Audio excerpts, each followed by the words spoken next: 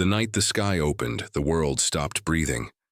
Above the Pacific Ocean, a storm of light twisted in the clouds. Not lightning, not fire, something alien.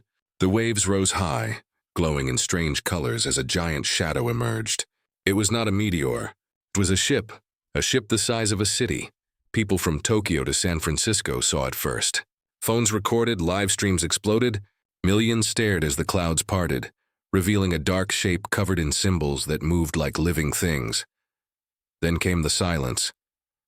The world waited. Scientists, soldiers, everyone. But no message came. For 3 days the ship hung above Earth, motionless. Satellites tried to scan it, but every signal died the moment it touched its hull.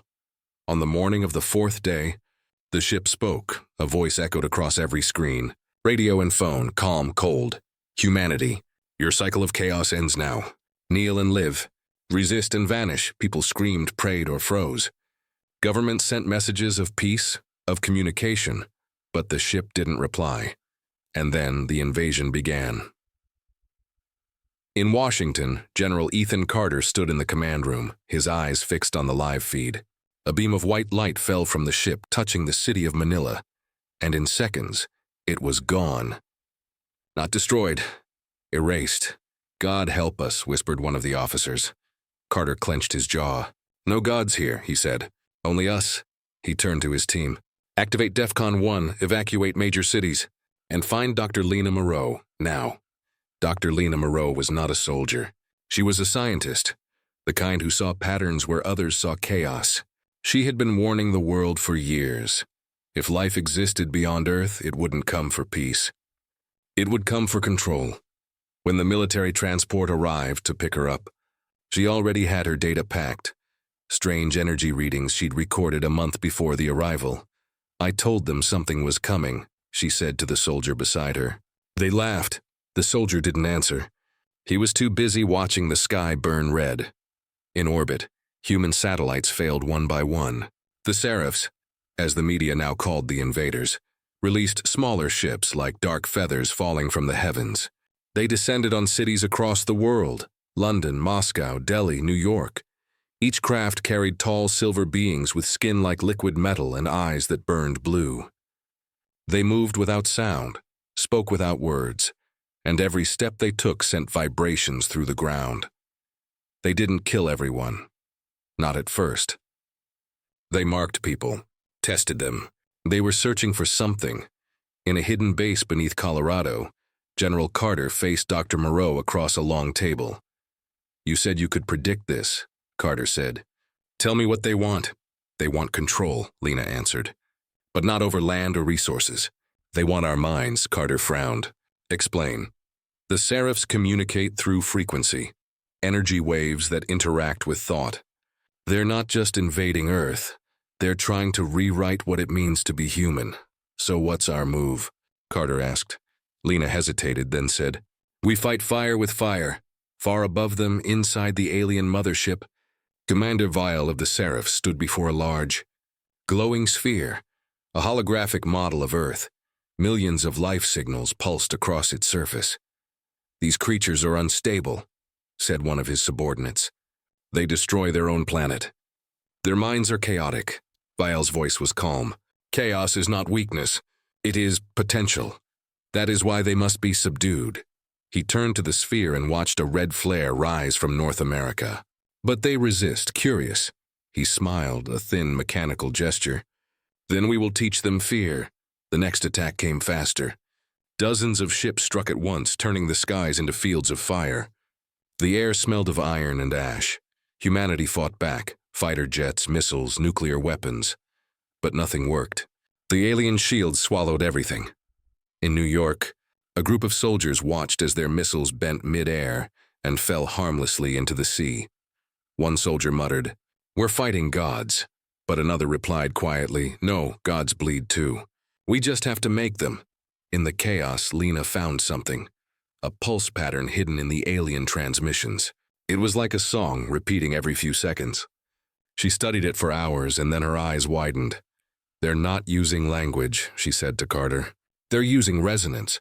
If we can reverse it, we might make them hear us instead. Carter leaned closer. You mean, fight them with their own weapon? Exactly. But it's risky. One wrong calculation and we could fry every brain on Earth. Carter didn't hesitate. Do it? The plan was desperate. A global signal using every satellite left in orbit, tuned to the alien frequency. It was humanity's last stand, a whisper against a storm. As the countdown began, the alien fleet darkened the skies over every continent. Commander Vale raised his hand, ready to give the final command, the one that would end humanity forever. But then, the sound began, a low hum, spreading through the air, through every machine, through every living thing. The humans had activated the pulse. Vale's eyes flickered. What have they done? The Seraphs screamed as their ships shook violently. Systems failed. Their own energy turned against them. The hum grew louder until the entire sky glowed white. And then, silence. When the light faded, the mothership was gone. Only debris floated in the upper atmosphere. People came out of hiding, dazed, unsure if they had won or simply survived. In the command center, Carter looked at Lena.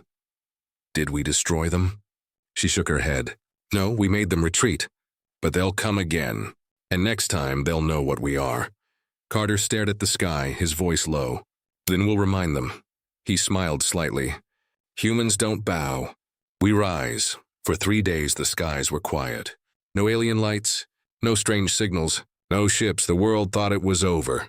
People came out from bunkers, cities tried to rebuild. And for the first time since the arrival, humans smiled again. But in the quiet, something unseen began. Dr. Lena Moreau sat in the command center beneath Colorado, staring at the radar screens. It's too quiet, she whispered. General Carter looked up from his reports. We should be thankful for peace. Lena shook her head. Not peace. They're learning, Carter frowned. You think they're still out there? I know they are, she said. The Seraphs don't accept defeat. They adapt. That night, hundreds of strange signals appeared on Earth's magnetic grid. They were faint, like whispers in static, but they spread fast. In hospitals, patients began reporting strange dreams, dreams of bright lights, of voices calling their names. In small towns, electronic devices turned on by themselves. Animals acted wild, restless, and then people started changing. Private Ryan Torres was one of the first soldiers to notice it. He was stationed at a base near Nevada when his friend, Corporal Jenkins, began acting strange. Jenkins stopped sleeping. He stared at the night sky for hours, mumbling, "They're calling us back." Ryan tried to shake him. "Jenkins, snap out of it." But Jenkins only smiled. His eyes glowing faintly blue, he whispered, "They're not gone. They're already inside." Before Ryan could react, Jenkins pulled his sidearm and turned it on himself. The shot echoed through the base. By morning, reports poured in from around the world. Thousands of people were showing the same symptoms. Glowing eyes, strange voices in their heads, violent behavior.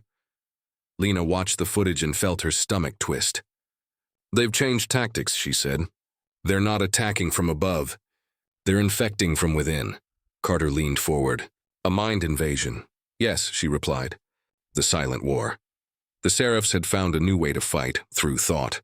Their last defeat taught them that human weapons could hurt them. So now they targeted what made humans strongest. Their minds, their will, their unity.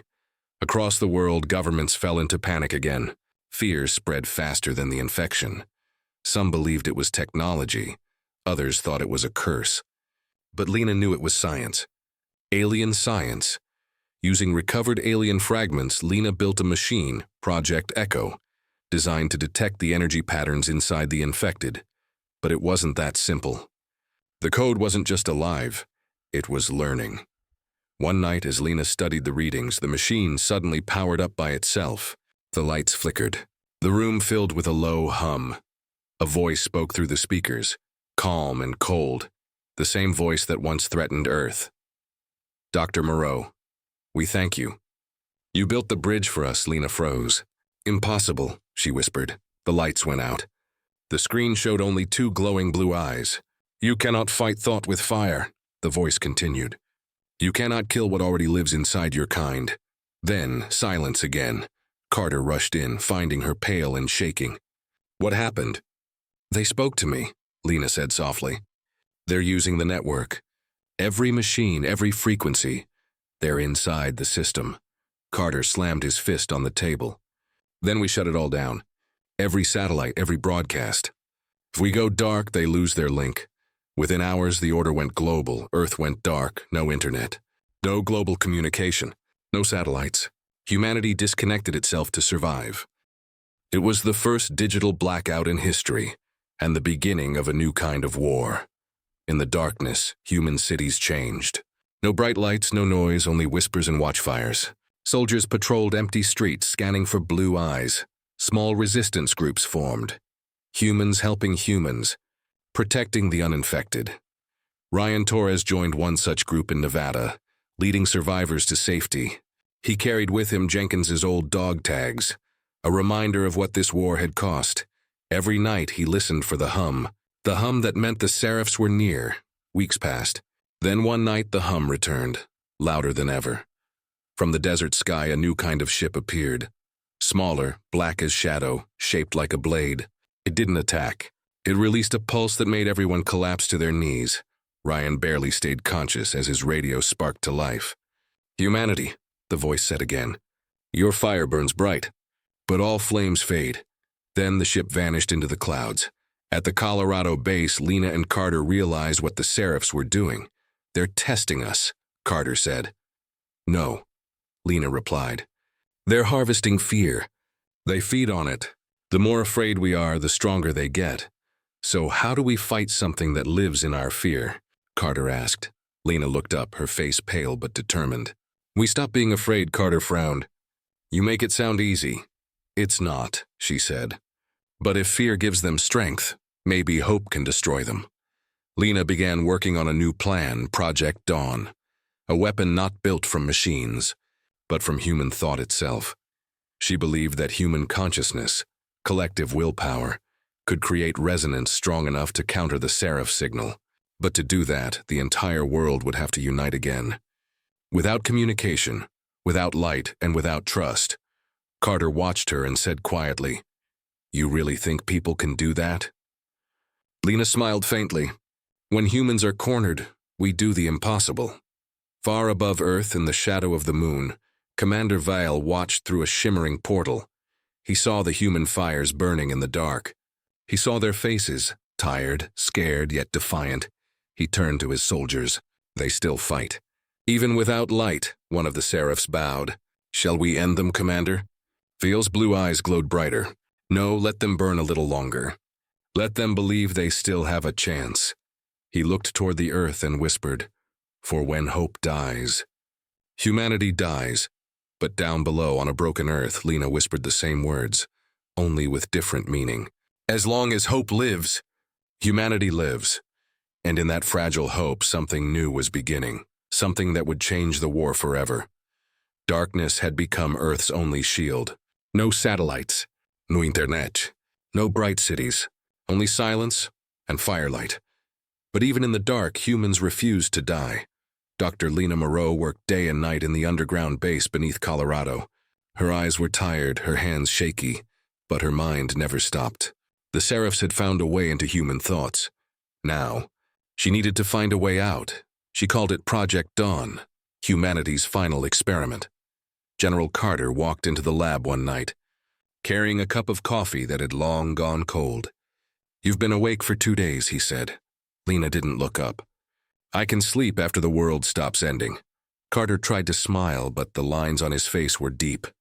"You really think this Project Dawn can save us?" "It's not a weapon," Lena said softly. "It's a mirror.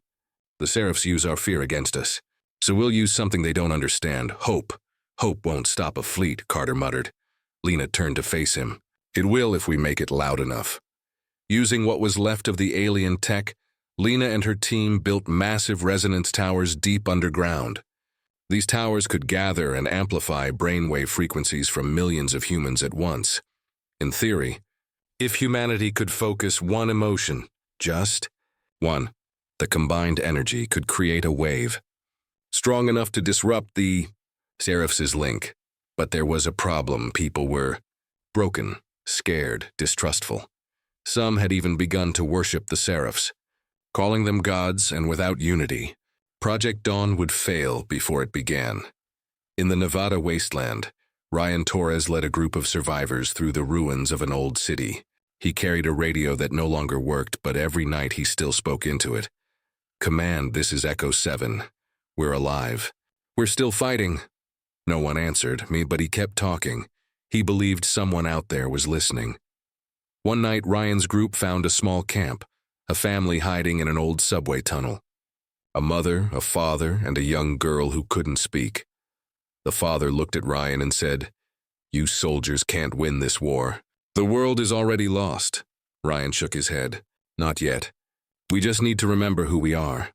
The little girl walked up to him and placed a small drawing in his hand. It showed the earth, half in shadow, half in light, with words written in shaky letters, "The dawn will come." Ryan smiled for the first time in months. He didn't know who the girl was, but those words became his mission. Days later, his group reached an old military relay station. To his surprise, a signal was still running, a message looping endlessly. "This is Dr. Lena Moreau. If you hear this, you are the dawn. We need your minds. We need your will." Ryan stared at the speaker. "She's alive," he whispered. And for the first time since the invasion began, he felt something powerful. Hope. News spread slowly, through whispers and runners. Villages, bunkers, resistance cells. Everyone began repeating Lena's message. "You are the dawn." It wasn't a command. It was a call. All across the dark earth, people gathered, not with weapons, but with belief. They stood together in silence, thinking of one thing: survival. Lena's machines began to hum. The resonance towers glowed faintly as the frequencies aligned. Human thought, human emotion, connecting like never before. Far above Earth, Commander Vile watched from his ship. He could feel the change, a vibration in the void, a strange pulse echoing through space. "What is this?" one of his lieutenants asked. Vile's eyes narrowed. "They are gathering. Their minds. They are connecting. Should we strike now?" Vile hesitated. "No. Observe. The flame that burns brightest often burns fastest." But even he could sense it. Something was different this time. Deep underground, Lena stood before the massive energy core of Project Dawn. Cables glowed around her like veins of light. "Once we activate it," Carter said, "there's no turning back." "I know," Lena replied. "But if this works, the Seraphs won't be able to control us again. And if it fails, then we die standing," she said quietly. Carter gave a single nod. "Then let's give them hell." The countdown began. 9, 8. The resonance towers powered up, their hum shaking the ground. Across the planet, people closed their eyes, soldiers, children, survivors, all focusing on one thought: we are human. The hum grew louder, turning into a wave of sound that traveled through the earth, then into the sky. Tee, Vive. Lena felt her heartbeat match the rhythm of the machine. Break 2. A flash of light erupted from the core. The dawn began. The wave spread across the planet like sunrise. The Seraph frequencies twisted and cracked. Their ships trembled. Their own signals turned chaotic. Inside the mothership, Vale stumbled as alarms screamed. "What have they done?" His lieutenant cried out, "Their minds are interfering with ours, and it's pure emotion." Vile's eyes blazed. "Impossible. Emotion is chaos." "Yes," said a voice behind him, a human voice. He turned to see a figure standing in the doorway, wrapped in light. It was Lena, or something that looked like her. Her form shimmered, half human, half energy. "You wanted to understand us," she said. "Now feel what it means to be human." The ship exploded in light. On Earth, the skies burned gold and silver. People looked up, thinking it was the end. But instead of fire, they saw the stars again. The hum faded. The light dimmed. The world was quiet. Carter stood beside the now dark core. "Did we do it?" he asked. Lena smiled weakly. "We did more than that. What do you mean?" "We showed them something they'll never forget. That hope is louder than fear." She looked up at the ceiling, as if seeing the sky through layers of stone. "But I don't think it's over. Not yet." Above Earth, fragments of the Seraph fleet floated like ashes. In the center of the debris, a faint blue light flickered. still alive. Inside it, Commander Vile whispered, "They have awakened something we did not foresee, something even we should fear." He looked down at Earth one last time. The dawn was only the beginning. The world was quiet again. Too quiet. After the blinding light of Project Dawn, the skies cleared, the storms stopped, and for the first time in months, people could see the stars. Humanity had survived, but victory always has a cost. In the Colorado base, General Carter stood beside the remains of the resonance core. Its glow had faded, leaving behind scorched metal and shattered glass. Dr. Lena Moreau sat nearby, her hands trembling. She hadn't slept in days. Carter approached her carefully. "You did it, Lena. You saved us." She looked up, her eyes distant. "No, General. We changed us," Carter frowned. "What do you mean?" Lena turned the screen toward him. The monitor showed strange readings, waves of psychic energy still spreading across the planet. The resonance hadn't stopped. It was still alive. Across the world, people began to change. In a small village in India, a boy pointed to the sky and said, "I can hear the stars singing." In Paris, a woman woke up from a nightmare, and every glass window in her building shattered at once. In the Nevada wasteland, Ryan Torres watched as one of his team members lifted a rock without touching it. "What the hell?" Ryan whispered. The man stared at his hands, terrified. "It's like, my thoughts have weight." Lena called it the awakening. The Project Dawn wave had done more than repel the Seraphs. It had unlocked something hidden in human consciousness, a dormant power. Each person reacted differently. Some gained strange abilities. Others suffered nightmares or nosebleeds when emotions ran high. "It's evolution," Lena explained in a report. "Forced evolution. We turned our minds into weapons, and now they're staying that way." Carter listened quietly, then said, "Can we control it?" Lena shook her head. "Control? No, but maybe we can understand it, before it destroys us from inside."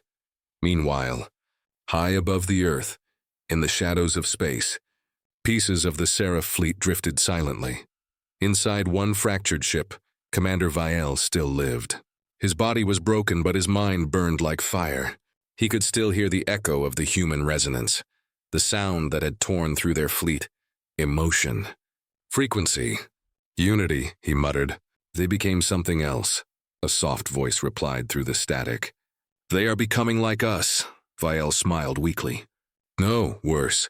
They are becoming more." He turned his gaze toward Earth. "We must return before they learn what they truly are." On Earth, chaos grew. Governments tried to restore control, but communication was still fragile. People with new abilities, the awakened, were feared, hunted, or worshipped. Some could heal wounds. Some could move objects. Some could sense thoughts and lies, and some simply disappeared. Ryan Torres witnessed one of his people vanish into thin air during a rescue mission. 1 second he was there, the next gone, leaving behind only a faint blue light. Ryan stared at the glowing dust. Is this what winning looks like? Back in the base, Lena's health was fading. The resonance had touched her more deeply than anyone else. Sometimes she could hear whispers, fragments of thoughts from people miles away. And sometimes she heard something else. A voice that wasn't human. It spoke softly, almost gently. "You woke the fire, Lena, but the fire burns both ways." She knew that voice. It was Commander Vielle. That night, Lena dreamt of a great ocean of light, billions of human minds connected, shining together. But at the edge of that ocean, something dark moved, a shadow spreading toward the center. When she woke, she was shaking. She ran to Carter's quarters and said, "They're coming back." Carter blinked. "How do you know?" "I saw it. They're using the link we created. Project Dawn opened a door, and now they can walk through it." Within days, strange signals began appearing again. They weren't coming from space. They were coming from inside the planet, from humans themselves. Lena realized the truth. The Seraphs had left pieces of their consciousness hidden inside the infected minds. When Project Dawn activated, it didn't just erase the signal. It merged it. Now humanity carried a piece of the Seraph hive inside them. Carter slammed his fist on the table. "So what are we now? Half human, half alien?" Lena didn't answer. She only whispered, Maybe that's what evolution wanted all along. But deep inside, she feared something worse, that the Seraphs had planned this from the start. In Nevada, Ryan began noticing strange dreams among his people. They saw flashes of silver cities, tall beings of light, endless stars, and every dream ended with the same phrase, "Join the merge." At first, Ryan thought it was just fear. But one night he saw a beam of blue light rise from the desert and vanish into the sky. The next morning, half of his camp was gone. Lena confirmed the reports, hundreds, then thousands of people vanishing across the globe, drawn toward unknown locations. "They're being called," she said. "The Seraphs are using our own resonance to rebuild themselves. Through us." Carter's voice was grim. Then Project Dawn didn't end the war. It started a new one. Lena nodded slowly. A war for the mind. In orbit, the first signs of the returning Seraph fleet appeared.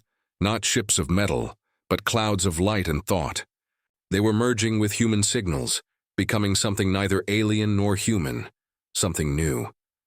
Commander Vial's voice echoed faintly through the cosmic static. "You taught us emotion. Now we will teach you perfection." On Earth, Lena made her final recording. Her voice was calm, steady, but tired. "To anyone who hears this, Project Dawn changed us. We are evolving, but we must choose what we become.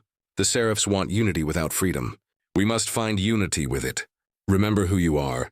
Remember the fire inside." She looked up at Carter. "The awakening can't be stopped. But maybe it can be guided." Carter put a hand on her shoulder. "Then let's guide it. Together." Outside, the sky shimmered again.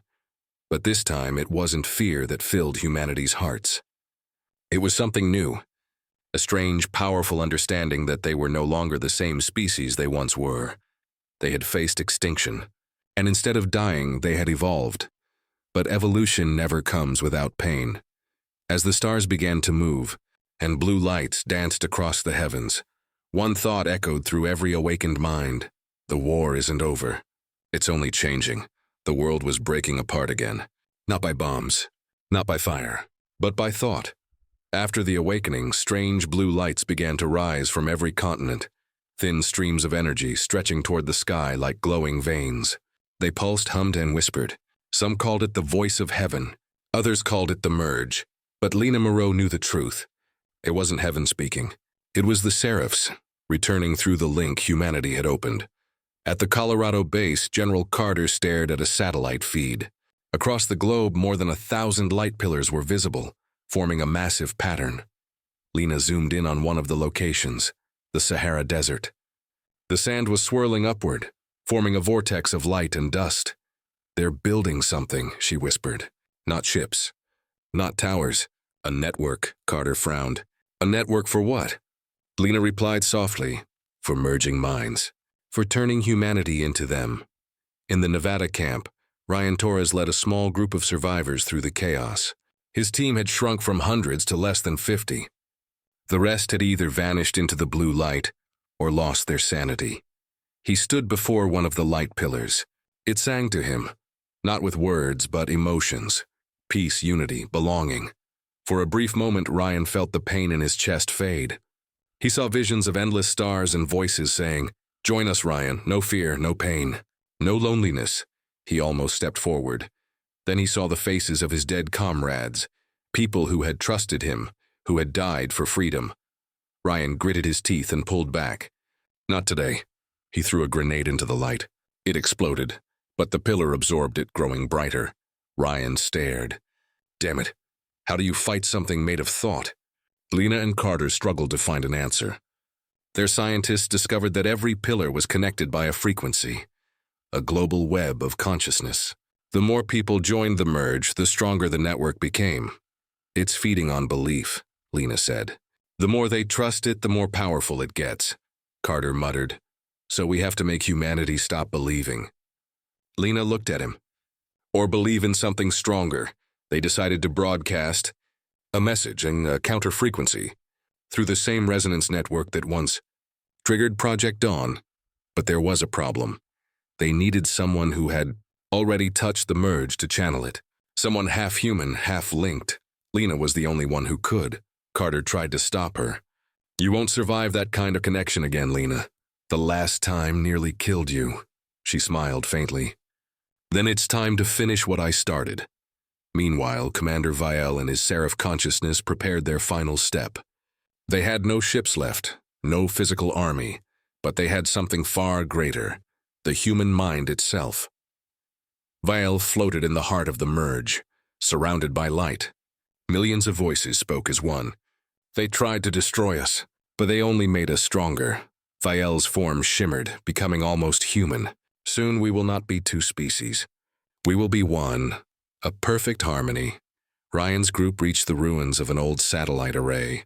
They were trying to reconnect with Lena's base. Suddenly one of his men collapsed, screaming, "Get away!" Ryan shouted, but it was too late. The man's body glowed blue, his eyes empty, his mouth whispering the same phrase over and over. Join the merge. Join the merge. Join. A pulse erupted from his body, knocking everyone down. When Ryan stood up again, the man was gone, turned into a cloud of light. Ryan clenched his fists. Enough of this. He turned his radio on. "Dr. Moreau, if you're still out there, tell me what to do." At the Colorado base, Lena's voice came through weakly. "Ryan, we're going to reverse the merge, but I need your help." She explained the plan to reroute the resonance network through the old orbital satellites and send a new pulse into the pillars. But they needed a ground trigger, a powerful energy source to start the sequence. Ryan looked at the light pillar near him. "I think I've got one." Hours later, as the world darkened under the glow of the merge, Lena stood inside the core chamber again. Monitors flickered around her. Carter was at her side, pale but steady. "This is it," he said. "If this fails, we lose everything." Lena nodded. "If it works, we might lose ourselves anyway." She placed her hand on the console. Her veins glowed faintly blue, proof that the merge already touched her mind. "I can hear them," she whispered. "They're afraid. They think we'll destroy them. But they don't understand. We don't want to destroy. We just want to be free," Carter whispered. "Then show them." In the desert, Ryan placed explosives around the light pillar. The hum of the merge grew louder, almost pleading now. He felt tears in his eyes. Not his own emotions, but millions of others inside the light. "Please," the voices said. "We can make you whole. You don't have to fight." Ryan closed his eyes. "I'm already whole. Humanity made me that way." He pressed the detonator. At the same moment, Lena activated the resonance core. The explosion from Ryan's pillar sent a massive surge through the network. The entire planet trembled. Lena screamed as her body glowed with both blue and golden light. Her mind reached beyond the base, beyond Earth, into the merge itself. She saw Vial standing there, waiting. "You could have joined us," he said softly. "You could have become perfect." Lena shook her head. "Perfection is the end of growth, and humanity will never stop growing." She reached forward and unleashed the counter-frequency. The world erupted in light. For minutes, nothing existed but sound and color. The pillars shattered. The blue glow faded from the sky. Millions of merged minds were released, returning to their human forms, confused but alive. The merge had collapsed. Carter found Lena lying beside the console, barely breathing. He knelt beside her. "Lena, you did it?" She smiled weakly. "Did I?" Carter frowned. "What do you mean?" Her eyes glowed faintly. Not blue anymore, but golden. "They're still inside us, General, but now, so am I." And then she went silent. Days later, the world began to rebuild again. The lights were gone, but strange dreams still haunted people. Dreams of endless stars, of voices whispering in golden light. Ryan stood on a mountain ridge, watching the sunrise. He touched the radio on his chest and whispered, "For you, Doctor." Somewhere far above, in the void of space, a faint golden pulse drifted through the dark. Not Seraph, not human. Something new and the universe. Listened. The war was over. At least that's what the news said. But the world didn't feel peaceful, it felt different. The sky had lost its blue tone, replaced by a pale golden shimmer at sunrise and sunset. Technology behaved strangely. Machines hummed with low rhythmic pulses. And people were changing. Some could hear faint whispers in their dreams. Some could move objects without touching them. And some, like Ryan Torres, felt a voice inside their head that wasn't their own. Ryan stood on the ridge near the old command base. He had come there every morning since the merge collapsed. He looked at the horizon, quiet, calm, but always glowing faintly gold. He heard the voice again, soft, familiar. "You're not alone, Ryan." He froze. "Lena," he whispered. The voice echoed in his mind. "I'm here. Not in body, but in the connection we made. The merge didn't die, it changed." Ryan swallowed hard. "You mean it's still alive?" "Yes, but different. It's human now." In what was left of Washington, D.C., General Carter met with world leaders through a holographic council. Rebuilding Earth was the first mission, but strange reports kept coming in. People levitating for seconds. Children predicting disasters before they happened. Energy fields forming around certain cities. Some called it divine evolution. Others called it the next invasion. Carter just called it a problem. At the underground research facility, scientists worked day and night to analyze the golden effect.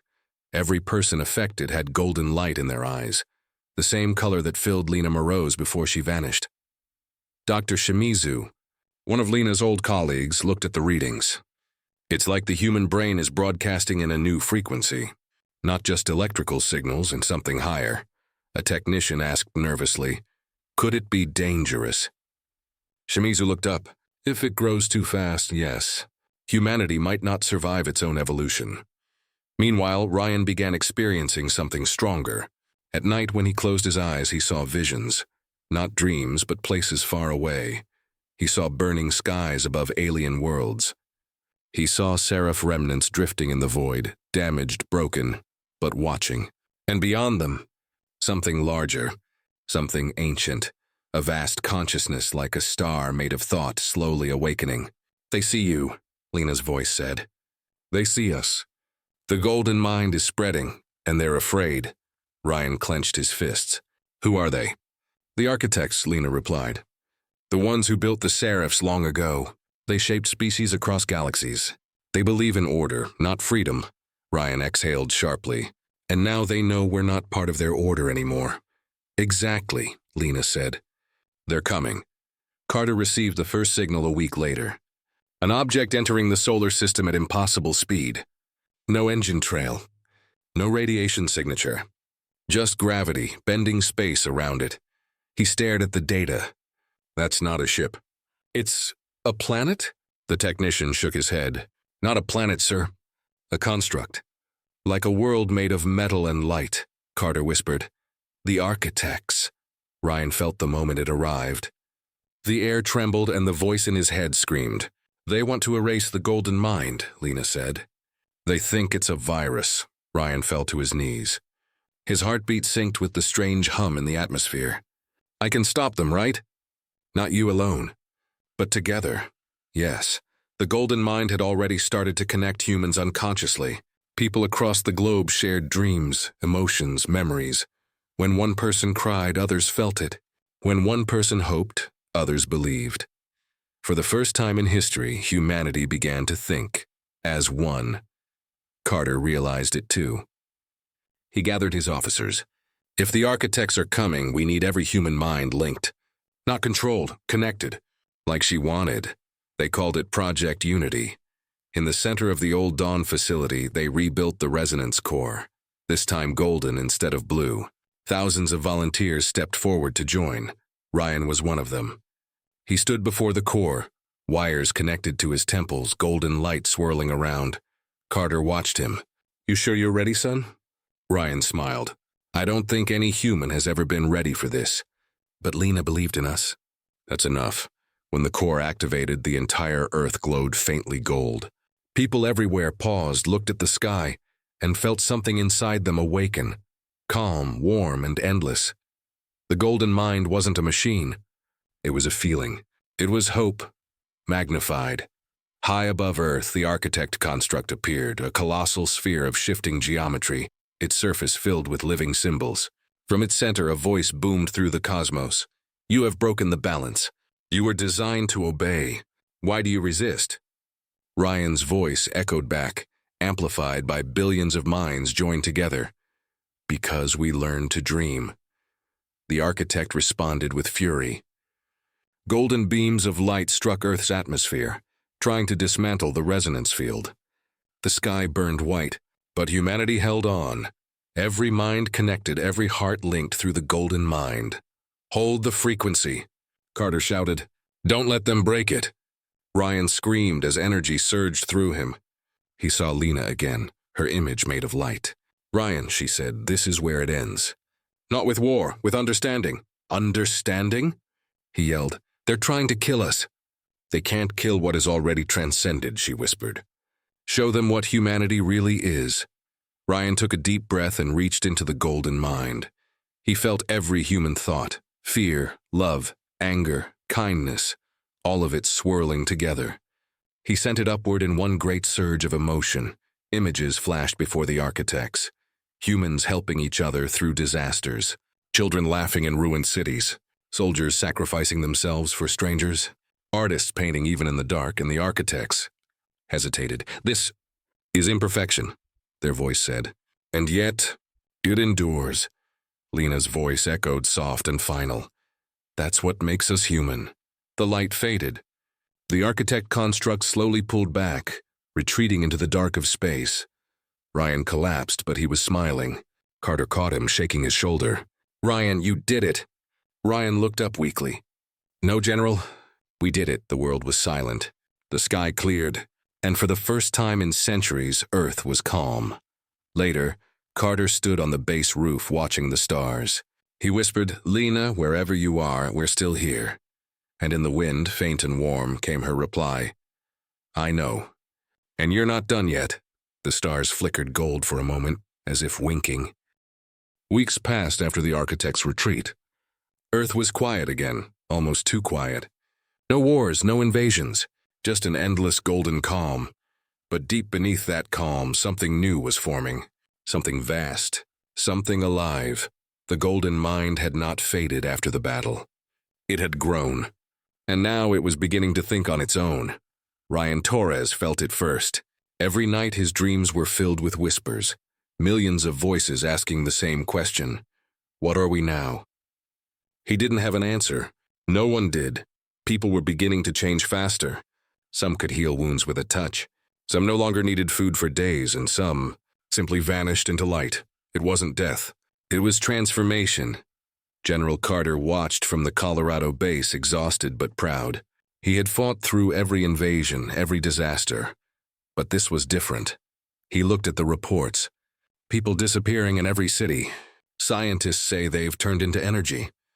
"Lena," Dr. Shimizu nodded slowly. "They call it the ascension effect. The golden mind is offering a choice." Carter frowned. "A choice?" Shimizu turned to him. "Yes, to stay human, or to become something beyond it." Ryan was haunted by the same choice. He had seen people dissolve into golden light. No pain, no fear, just peace. But peace always came at a price. He stood at the old satellite ridge, the same place where Lena first spoke to him. The wind was calm and the horizon glowed faintly. "Lena," he whispered, "if you can hear me." "What do I do?" The voice came back, gentle, warm. "That's the question every human must answer, Ryan. I can't decide for you anymore." Ryan clenched his fists. "If we ascend, do we stop being human? Maybe. Or maybe we become the best version of what human means." All around the world, humanity stood at a crossroads. Some wanted to ascend, to leave behind pain, fear, and the limits of flesh. Others wanted to remain, to live, struggle, and grow the way humans always had. There was no right answer. There never had been. And then the sky changed again. A blinding beam of golden light rose from Antarctica, taller and brighter than anything before. Satellites showed an enormous structure forming from energy, a colossal ring floating above the ice, pulsing like a heartbeat. Carter watched the feed. "It's a gate," Dr. Shimizu whispered. "Maybe to wherever Lena went." Ryan heard it too, echoing in his head. "It's time," Lena said. "The golden mind is opening a path. Those who are ready can go." The world erupted in chaos and awe. Millions began traveling toward the light, walking, flying, driving, as if drawn by destiny. Carter sent drones to watch, but none returned. Ryan couldn't resist the pull either. He gathered a few survivors from his old team and headed south. For days they traveled through ruined lands, quiet now, covered in strange glowing dust. The air shimmered. The closer they came, the lighter they felt, as if gravity itself was fading. At last they reached Antarctica, and there it was, the Golden Gate floating in the sky like a living sun. Thousands stood below it, their faces lit by its glow. Some cried, some laughed, some prayed. Ryan looked up at it, his heart racing. He could feel Lena's presence within it. "Ryan," her voice said softly, "you don't have to be afraid. You've already given everything," he whispered. "If I step through, what happens? You become light. You become part of all that is coming." He looked around at the people beside him. Tired soldiers, children, strangers, all united by the same wonder. He smiled sadly. "And if I stay? Then you build what comes next." Carter's voice suddenly came through Ryan's calm. "Ryan, are you seeing this?" Ryan nodded. "I'm standing right under it, General. You need to make a choice, son. We need leaders here, but maybe we need explorers out there too." Ryan chuckled softly. "You always said humans never back down, General." Carter smiled faintly through the radio. "Then don't start now." Ryan stepped closer to the light. It hummed like music, a sound that wasn't just heard but felt. Every heartbeat matched its rhythm. He reached out a trembling hand. The air was warm, soft, infinite. He looked back at the crowd one last time. Some were already walking into the gate, dissolving into golden particles, their smiles frozen in peace. Ryan closed his eyes. "Lena, if this is the future, then tell them who we were." Her voice answered, glowing with pride. "They'll remember, Ryan. Forever." He stepped forward, and the world turned to light. When the brightness faded, Ryan was gone. Only his footprints remained in the snow, glowing faintly, slowly fading away. Carter watched from the command room. He didn't cry. He just whispered, "Good luck, kid. Wherever you are." Years passed. Earth became calm again, rebuilt, healed. The sky was clearer, the air softer. The Golden Gate remained, shining like a second sun, but no more people vanished. It was a reminder, a memory of those who chose the stars. Carter grew old watching it from his porch in the rebuilt city. He smiled when children pointed at it, calling it the last light. "That's not the end," he would tell them. "That's where we began again." Far beyond Earth, in the deep black of space, something stirred. A golden ripple moved through the void, vast, living, endless. Inside it, voices whispered together, "We are the children of humanity. We carry their fire. We are the golden mind." And among those voices, Ryan's laughter echoed softly. "We're not done yet." The light spread further, touching distant galaxies, waking ancient beings, reshaping reality itself. The story of humanity, once prey, once rebels, once dreamers, had only just begun.